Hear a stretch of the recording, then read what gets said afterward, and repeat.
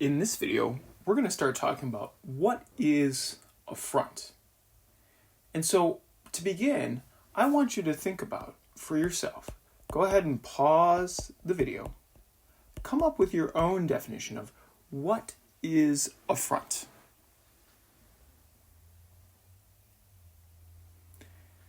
Hopefully you've had a second to think about what you would put in a definition for a front. And before we begin unlocking what some of this might be, I want to highlight something that Hoskins wrote in a paper from 1982 about fronts. And he stated that it is probably a mistake to attempt a rigorous definition of a front. Now, this may seem quite dramatic in saying, but think back just a minute ago to when you were thinking about how can you define a front. Did you run into any difficulties about how somebody might challenge your definition, or how it could be a little non-descriptive of certain aspects? And so what we want to do now is we want to work through a couple of working definitions so that we can get a better grasp around this idea of what is a front. And so I bet in nearly all of your definitions, something that was included was temperature gradients. And so definition number one we're going to start with is saying that a front or fronts are regions of enhanced horizontal temperature or potential temperature gradients. Now, a key word here in this definition is our idea of what is enhanced. And of course, I've written that really badly, so we're going to go ahead and rewrite enhanced. There we go. What is enhanced? So now we're having to define the terms we're using in the definition. Classic thing to do. And so really, what does this idea of enhanced mean?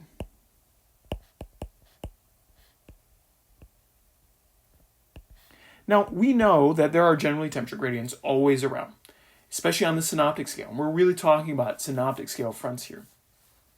And so really what we're talking about for enhanced here are temperature gradients, so delta T or del T's, that are an order of magnitude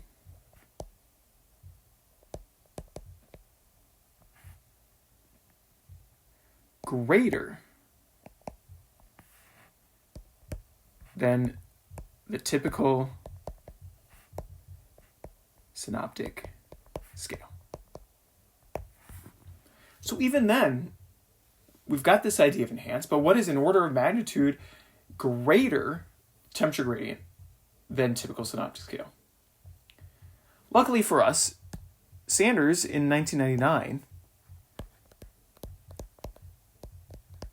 gives us a way of thinking about this in a more concrete terms. And he proposed two different kind of strength scales here. He had one with temperature gradients that were 8 degrees Celsius per 220 kilometers. He would consider a moderate temperature gradient. And 8 degrees Celsius per 110 kilometers would be a, quote, strong temperature gradient. In both of these instances, this would be enhanced temperature gradients from the typical. But the problem is that most of these zones of strong potential temperature gradients are not fronts, right? If we consider it just with temperature gradient in and of itself, we're missing some key characteristics that we're going to talk about in just a second. Primarily that there's not a cyclonic wind shift. And so let's go ahead and update to a new definition. Let's call this one definition 2, And this one may have aligned with some of your definitions that you wrote. And this definition would be that a front is a boundary between two different air masses. And this is a very logical and relatively good definition, as this captures both this idea of differing temperature, which implies some temperature gradients, and then generally implies some sort of change in wind, because that those temperatures and those air masses are coming from different source regions, needing different winds to get over a particular location. But the problem is not all different air masses produce fronts. For example, we may want to think about, well, what about a dry line?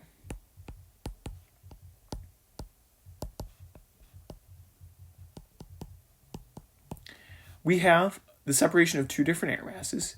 We have C sub T and M sub T. And so this dry line is a separation of two different air masses, but a dry line is not, in fact, a front. It moves through different mechanisms. So this definition leaves a little something to be desired. So finally, let's go ahead and talk about definition number 3. This one coming from the Glossary of Meteorology. And here the definition of front is an interface or transition zone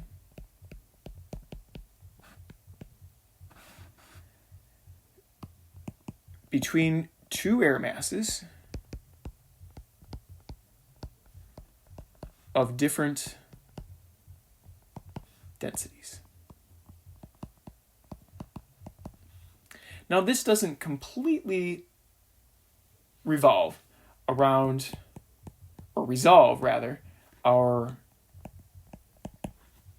problem with our dry lines above, because there can still be some density differences associated with dry lines.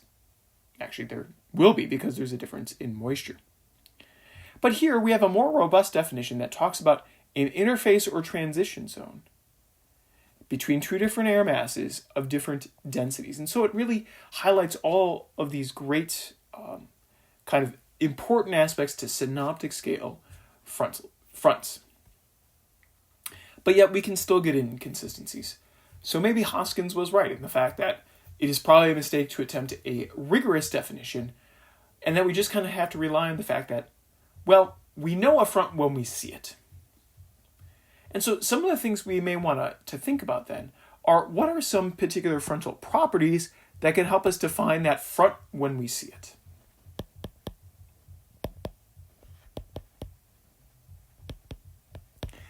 And specifically here, what we want to think about is we want to think about times or situations in the atmosphere that most meteorologists would agree that a true synoptic scale front would appear. Okay, and so again, we're really talking about synoptic scale fronts.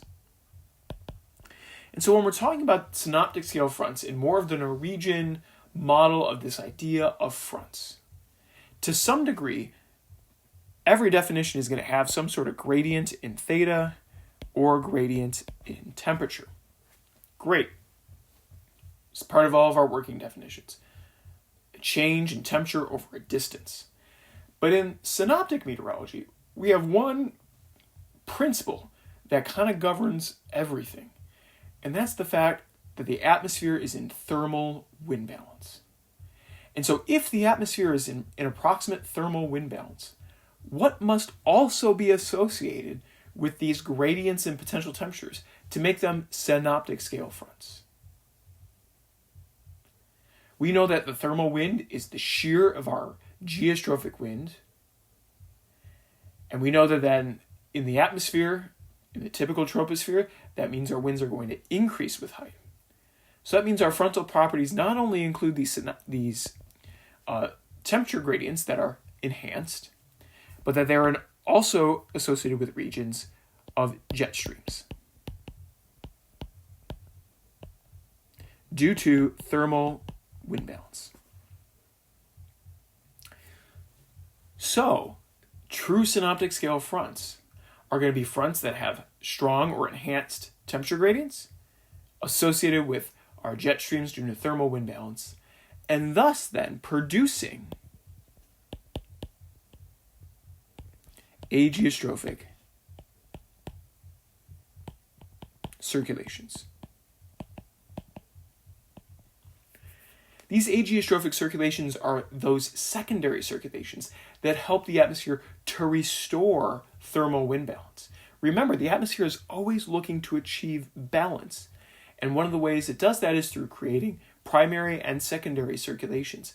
And with both our fronts and jets, we generate secondary circulations that help to restore thermal wind balance when we get these really strong temperature gradients. And before we close for today, we want to talk about some observational aspects of fronts that help us to further define what we're talking about here.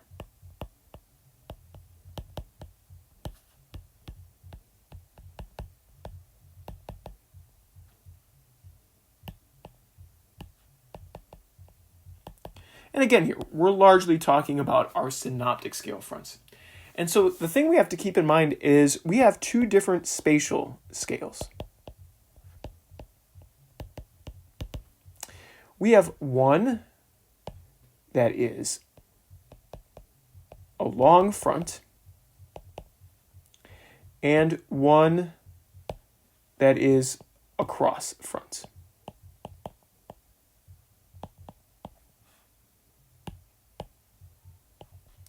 And so if we go ahead and draw ourselves a cold front, we can illustrate what these two scales are. We will start with our along front. Along front means we are along, going with parallel to the boundary. And again, if we draw in some temperature isotherms here,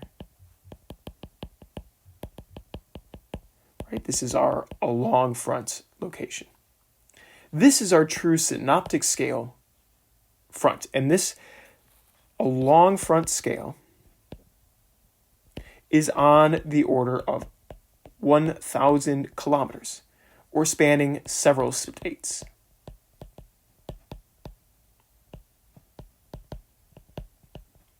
Our across front aspect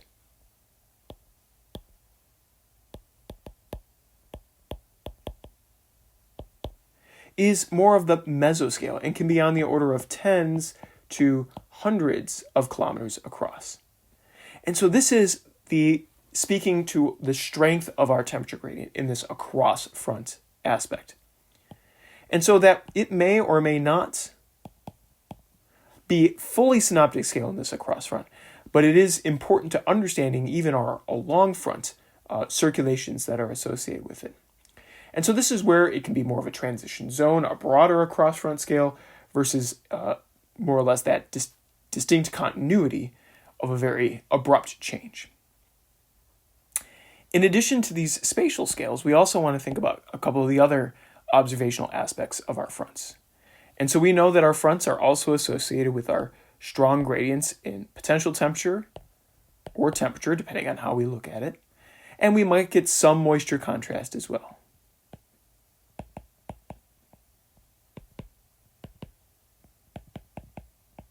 Think about going from MT air in the warm sector of a cyclone to CP air behind the cyclone. We also have some moisture change as well. Generally, our synoptic scale fronts, when we're thinking about thermal wind balance, will also occur in a relative minimum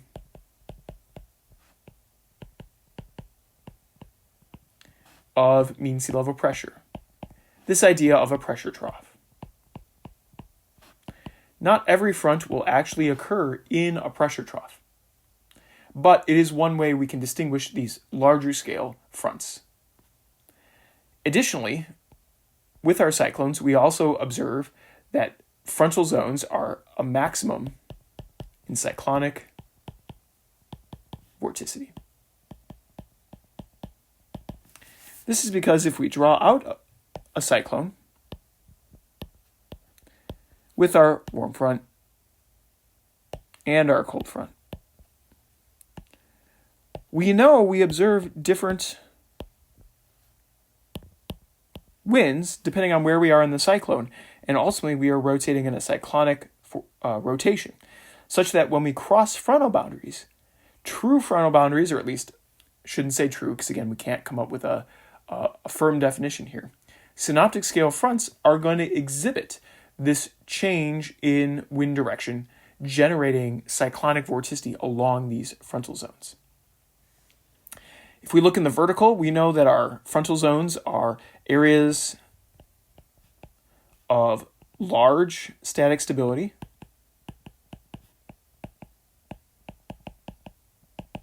in a cross-section. All those lines will be closely packed together. In general, our fronts are areas of ascending vertical motion associated somewhere within our front, such that we have clouds and precipitation associated with our fronts, and generally getting parts of the comma shape to our mid-latitude cyclones. And finally, our fronts have their greatest intensity near the surface.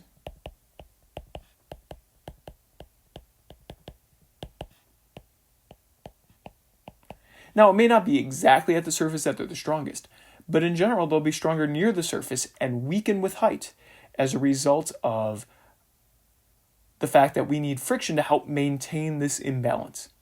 And our original heating source is the ground, and with cold air being denser than warm air, being cold air being at the ground, getting that strong temperature gradient that then decreases in intensity with height.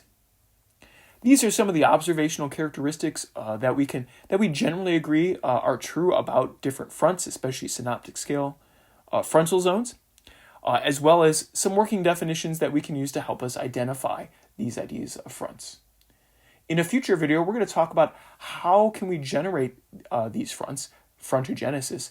How do some of these fronts, or what are aspects that can occur in the atmosphere to decrease the strength of the fronts, frontolysis, and ultimately leading into how can we conceptualize the creation of a front in a realistic framework, going beyond our QG